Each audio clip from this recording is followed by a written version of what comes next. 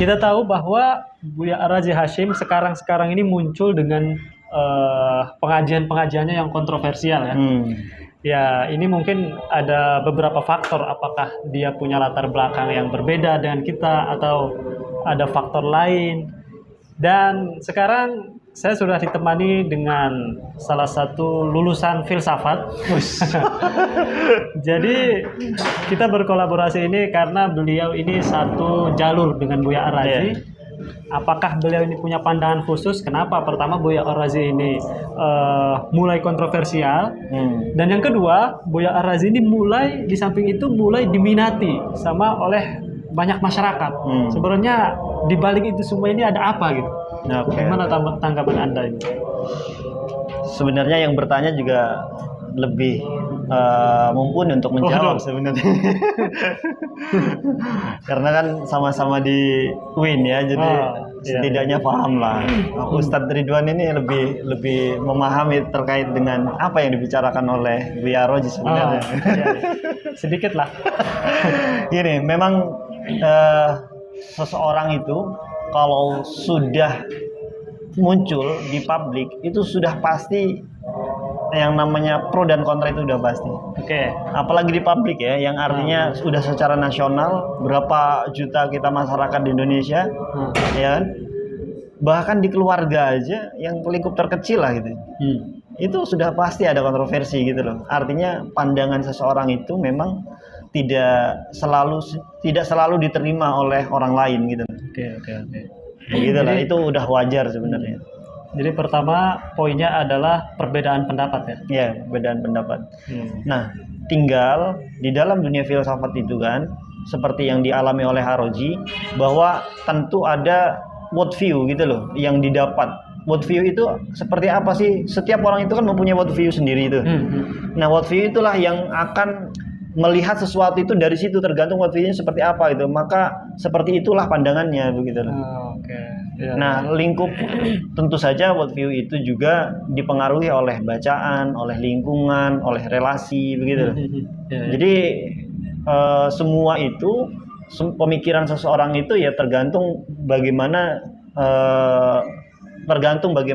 ininya memperolehnya lah begitu loh.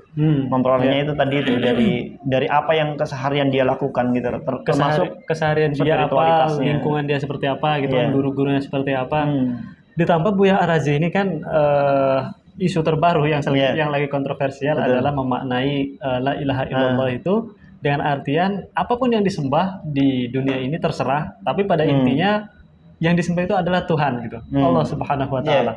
Nah, saya kira ini sudah benar-benar nyerepet ke akidah ya. Nah, apakah dia ngomong seperti ini belum selesai, ataukah memang dia punya prinsip sendiri terkait dengan memaknai la ilaha illallah di kajiannya sendiri atau bagaimana gitu? Begini sih, kalau menurut saya ya, orang yang mengkritik Ar-Razi ini, termasuk saya sendiri sebenarnya mengkritisi dia.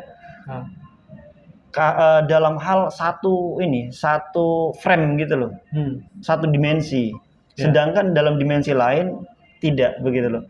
Artinya pemikiran atau apa yang dikatakan oleh Buya Ar-Razi ini yaitu hanya secuil gitu loh, sepotong yang dia ungkapkan gitu loh.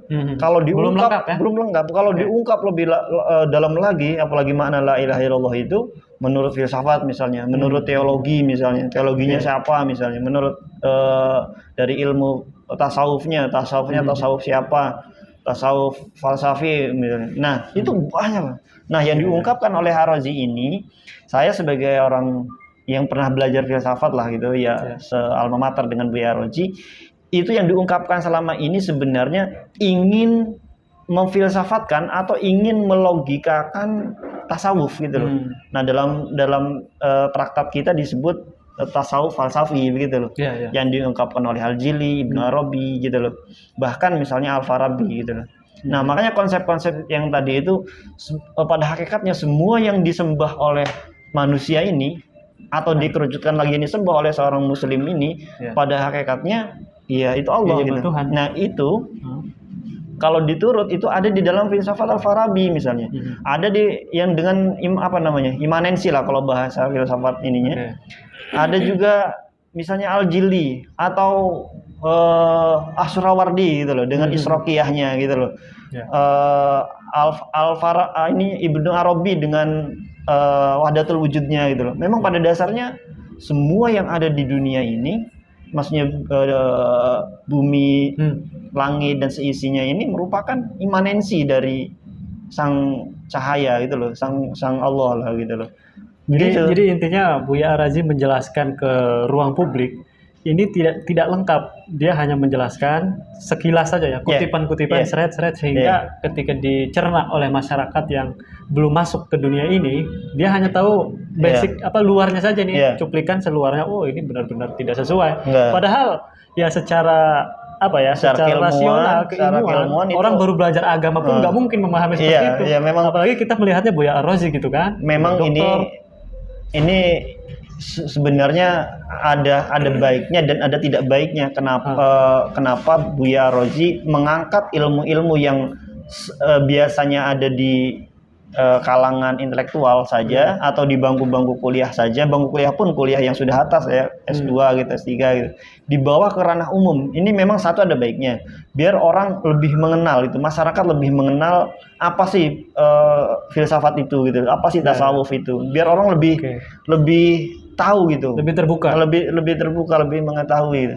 Dan yang tidak baiknya memang ketika ilmu-ilmu ini dibawa ke ranah umum, ya banyak orang yang tidak salah paham, yang tidak memahami secara utuh begitu loh. Akhirnya salah paham gitu loh. Salah menangkap lah begitu loh. Karena memang ini ilmu tidak biasa gitu. Tapi saya percaya Ustadz Ridwan, kalau hal ini terus diteruskan, kalau hal semacam ini terus digaungkan di publik, saya yakin lambat laun orang akan paham gitu. Seperti halnya yang dibawa oleh si ini, yang dari Jogja itu, siapa guru filsafat? Fahru Rozi. Kalau tidak salah Fahrudin Ar-Razi. Nah itu dia membawa filsafat itu, filsafat Islam, filsafat Hindu, filsafat Barat itu di masjid gitu loh. Kajiannya itu di masjid dan itu ditayangkan di radio gitu loh, di YouTube juga kalau sekarang ini gitu. Itu akhirnya banyak juga yang menyukai gitu loh. Apalagi pembawaannya memang lebih ringan, karena filsafat ataupun tasawuf itu sebenarnya bukan ilmu yang susah gitu loh, bukan. Dalam keseharian kita ini semuanya sudah berfilsafat, sudah berspiritual, sudah bertasawuf gitu loh.